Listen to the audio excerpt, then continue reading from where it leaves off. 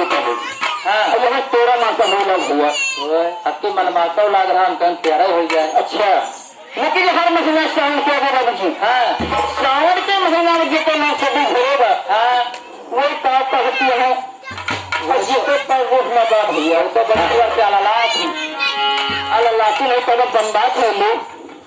हाँ अरे तो आई सावन मास का जरिया झूला करा तो बनती है भैया योगा करा कवरिया तो लगावन के पाए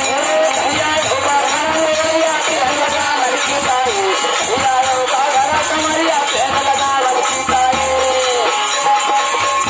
अरे कबूला के नारे हवा डोले हमार पिया हमके ना डोले कबूला के नारे हवा डोले हमार पिया हमके ना डोले। यार हमरे घर मालिक बाबा हाँ इनको भेज जाए भैया ये संसार छोड़े यहाँ ये संसार में एक भी सत्ता चलने के बाद जी हाँ भैया अपने भैंसी को कुछ हुआ हाँ हाँ 100 रुपये का पुरस्कार अभी किसी रिकॉर्ड करते हैं कहना है बाबू जी हो हाँ हाँ आगे कहानी क्या होती है?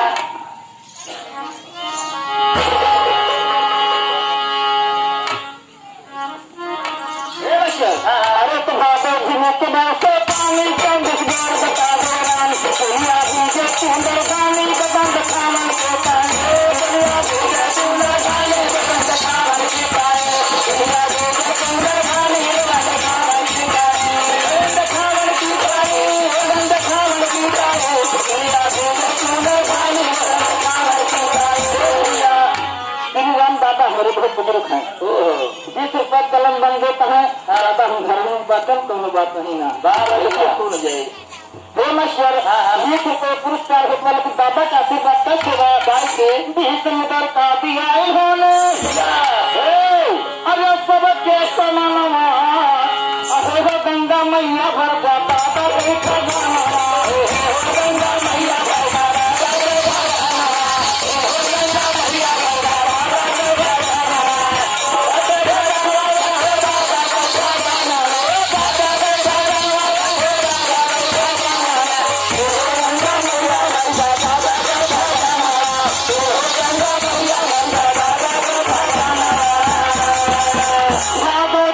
बरसे पानी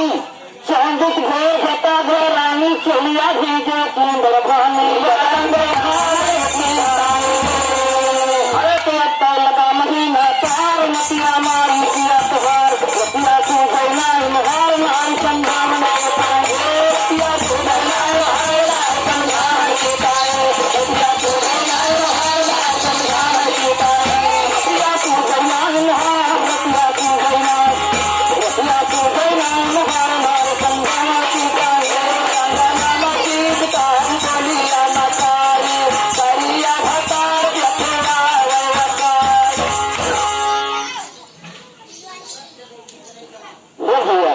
जोगिंदर भैया जलील कला की निवासी तहरे पुस्तक हो गया वाह भैया यहाँ करिया घटा देखिए आवे वकाई इनके सबके भैया पलटी हो शुरू कहेगा जितने मन से भी करिया हो घर के अंदर मंगा रहता हो। अरे संगा सबेरे रोज कहाँ जा रहे करे हुआ वहीं क्या आवत है सब बेमान हो हे भानो आया का तुम मासुरंगी लाशे हो भैया हो गई जीवन भाई जा